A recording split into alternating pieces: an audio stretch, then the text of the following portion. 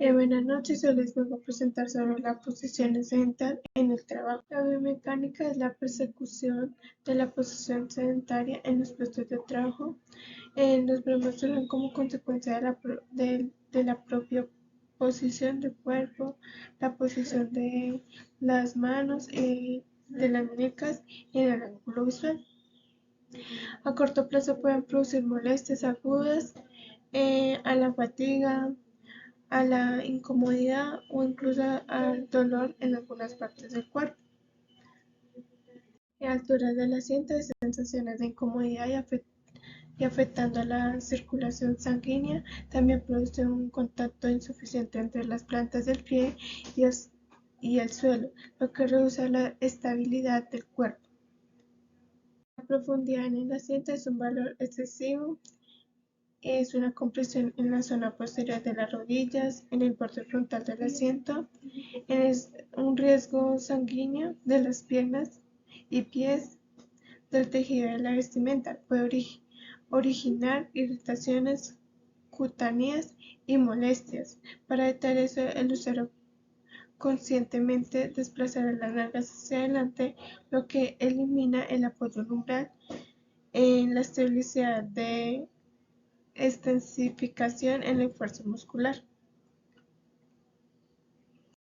Anchura del asiento es determinación por la anchura máxima en el estado sedente, siendo esta la anchura del hombro. La respalda es el principal objetivo, que suministra soporte a la región lumbar, registrada como una zona de extensión. Va desde la cintura hasta la mitad de la espalda. La altura del respaldo varía con el uso al que está destinado. Es necesario proporcionar amplitud para las nalgas para que el usuario determine el acoplamiento. La altura de apoyo de brazos solo soporta el peso de los brazos del usuario en posición sedente, sino que también ayuda al usuario a sentarse o levantarse. Recomienda que los apoyabrazos se reacomoden a la altura del codo, ya que el usuario que tenga la medida de codo es reposo más reducida corregirán el reparto del peso, mientras que un exceso de altura obliga al usuario a forzar el trozo a girar los hombros. Buenas tardes, mi nombre es Paula Mayusa, les voy a presentar los desórdenes musculoesqueléticos en la columna vertebral. El dolor de espalda baja tiene causas y consecuencias en la vida personal y en la vida también de sus ámbitos laborales. En ello podemos encontrar malas posturas, realizar esfuerzos excesivos, movimientos repetitivos y un desencadenamiento de incapacidades puede ser temporal o a veces definitivas. A continuación, les voy a presentar 3 afecciones más frecuentes en la columna vertebral relacionadas con la carga laboral. Encontramos la cervicalgia. Comprende la presencia del dolor de la parte posterior del cuello y en general son afecciones de origen óseo y articular. Esto afecta todo lo que es musculatura cervical, en la parte de la nuca, como lo podemos decir. Clínicamente se caracteriza por dolor aislado o radiado de brazo a cabeza o a cabeza acompañado de vértigos. Este padecimiento tiene varios orígenes, entre los que destacan infecciones inflamatorias y de tumores. En los muchos casos es por exceso de estrés, exceso de trabajo, malas posturas, etc. Pasamos con la dorsalgia. Describe cualquier tipo de dolor que se presenta en la zona dorsal, es decir, en la zona de la columna vertebral. Automáticamente llega a generar el dolor, como lo evidencia en la imagen, en las costillas. En ocasiones se manifiesta como episodios dolorosos agudos y que impiden hacer diferentes actividades. Entre sus causas, probablemente la más frecuente es de origen benigno, las cuales a su vez pueden ser funcionales, que laboralmente ocurren como consecuencia de trabajo, malas posturas, hombros enrollados y por una posición, pues se puede decir posición antianatómica. Encontramos allí La lumbalgia, definida como el paciente se refiere a un dolor en la región comprendida como en la parilla costal de la zona de glúteo, más arriba de más o menos como en la cadera, asociado generalmente por la presencia de espasmos musculares, igualmente esto debido a síntomas lumbares, puede también rasgarse a dolores de pierna. Los factores, igualmente por posiciones inadecuadas, manejo de peso excesivo y una postura prolongadamente amplia, en el sentido de que es mala postura en el momento de trabajar.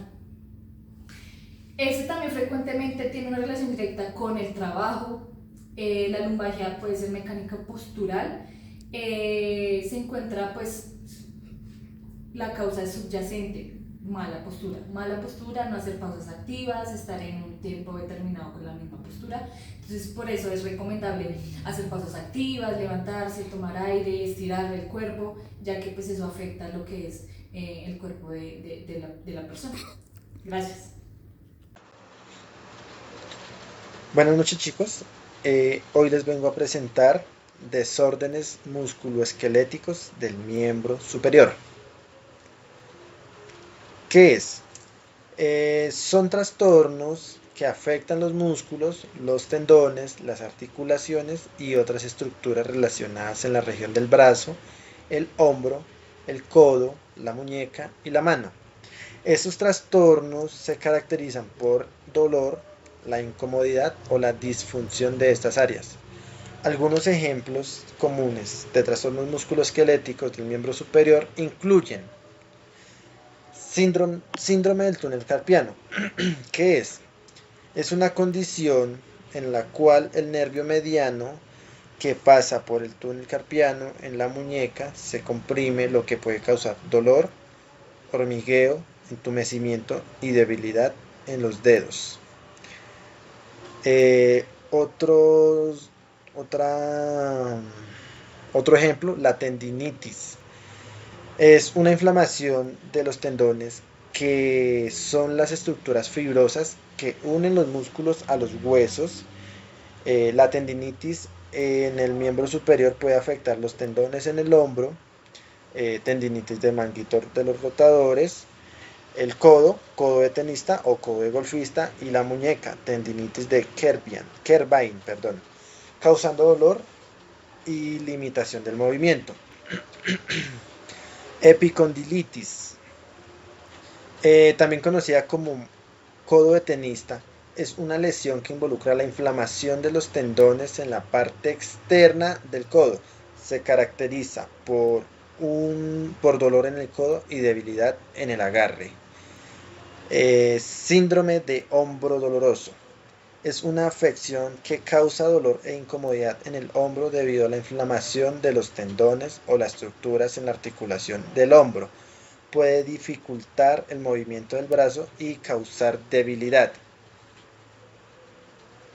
Tenisonivitis de Kerbein, también conocida como tenisonivitis estenosante de Kerbein. Es una afección que involucra la inflamación de los tendones en la base del pulgar, en la región de la muñeca. Estos tendones son responsables del movimiento del pulgar y se deslizan a través de una estructura llamada vaina sinoval. Cuando los tendones se inflaman, la vaina sinoval puede estrecharse o engrosarse, lo que puede provocar fricción y dificultad de deslizamiento de los tendones. Esto puede causar dolor, sensibilidad, hinchazón y dificultad para mover el pulgar y la muñeca. Suele ser causada por movimientos repetitivos del pulgar y la muñeca, así como actividades que implican un agarre fuerte o el uso excesivo de estas articulaciones. Algunos factores de riesgo incluyen el uso repetitivo de herramientas, actividades deportivas que implican movimientos de la muñeca y el pulgar, como por ejemplo el golf, el tenis, y cambios hormonales también durante el embarazo. Muchas gracias, compañeros, espero les haya gustado. Yo les presentaré los desórdenes musculoesqueléticos en miembros inferiores. Uno de estos desórdenes musculoesqueléticos es la osteoartrosis de cadera. Es un trastorno frecuente en esta articulación, es decir, en la cadera. Se ve comprometido el cartílago y el hueso, causa pérdida de flexibilidad, rigidez y hay una predisposición hacia la destrucción y daño de la articulación, especialmente cuando se ve sometida a trabajos pesados. De los síntomas más frecuentes están la rigidez en las articulaciones, que se puede evidenciar cuando se está recostado en la cama o cuando se está sentado por mucho tiempo. Hay una rigidez, hay dolor, hinchazón, sensibilidad en la articulación.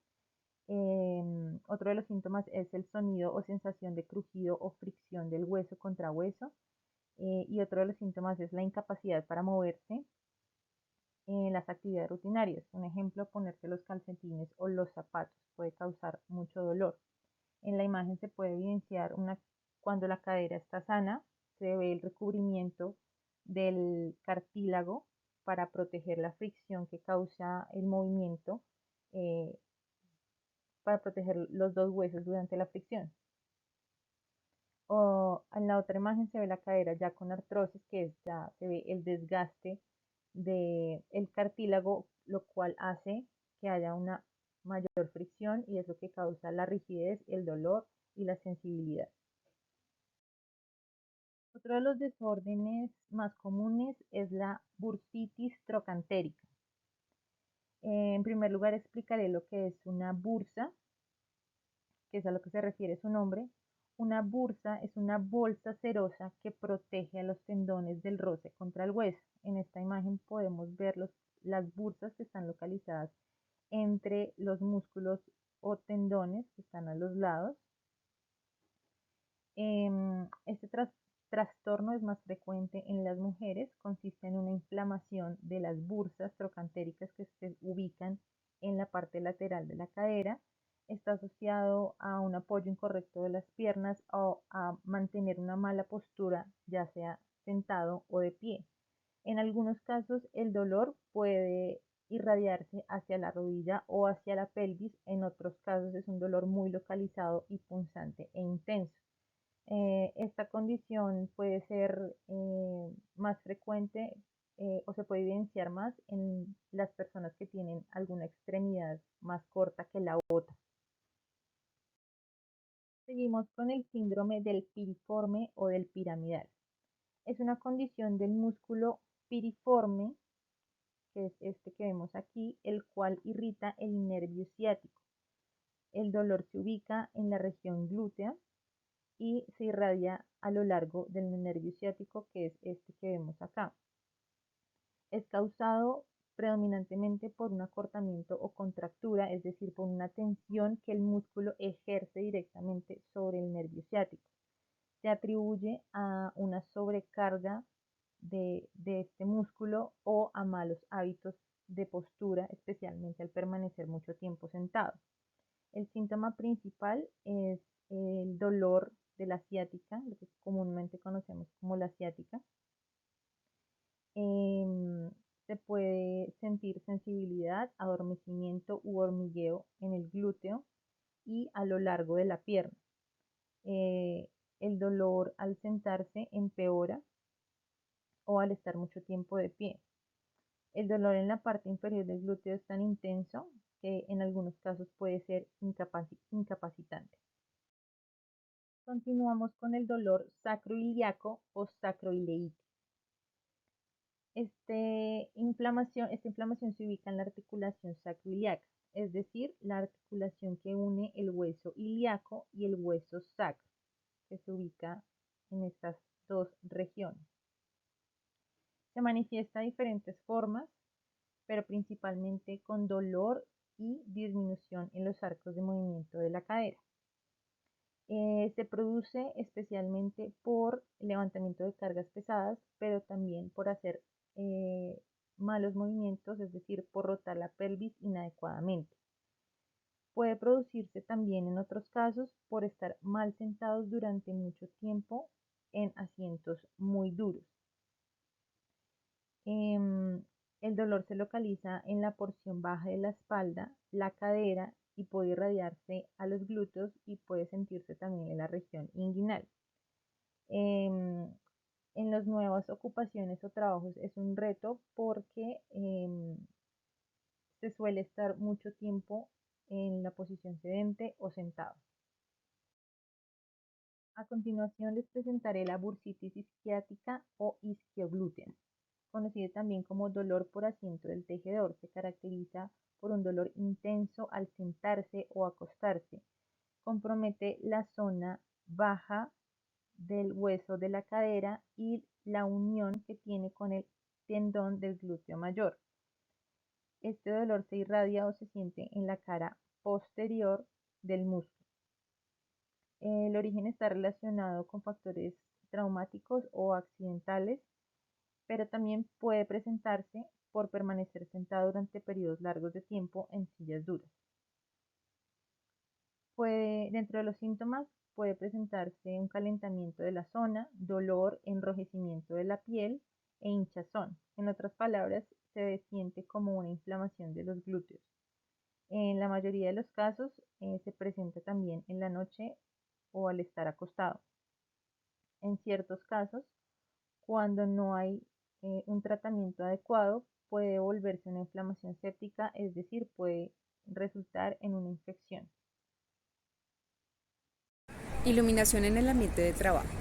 El nivel de iluminación en una tarea de lectoescritura es entre 500 y 750 lux sobre la superficie en que se realice el trabajo, usualmente a 80 centímetros del piso, uniformemente distribuida y evitando contrastes excesivos. En teletrabajo, trabajo remoto y trabajo en casa, la iluminación general no garantiza niveles ni distribución adecuados. Se recomienda recurrir a la iluminación localizada. Se recomienda utilizar aplicaciones gratuitas desde el celular con las palabras claves luxímetro o luxómetro. Una vez instalada y abierta, posicionar el teléfono sobre la superficie de trabajo para verificar la cantidad de luz. Iluminación natural. Se recomienda equipar las ventanas con un dispositivo de control solar adecuado y regulable.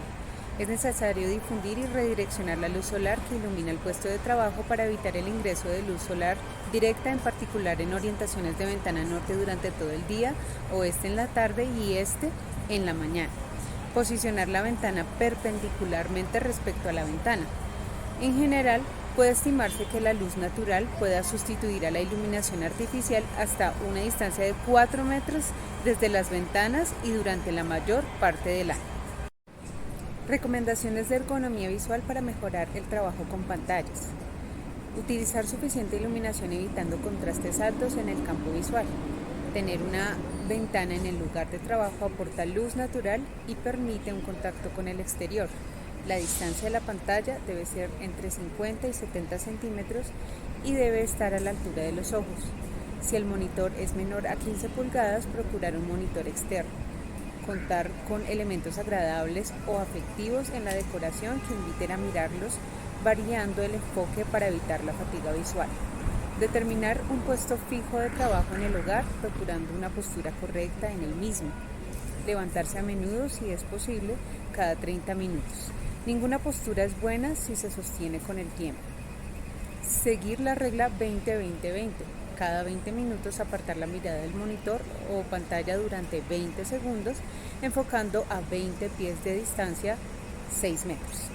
Evitar reflejos en la pantalla, puesto que afectan el contraste entre texto y fondo.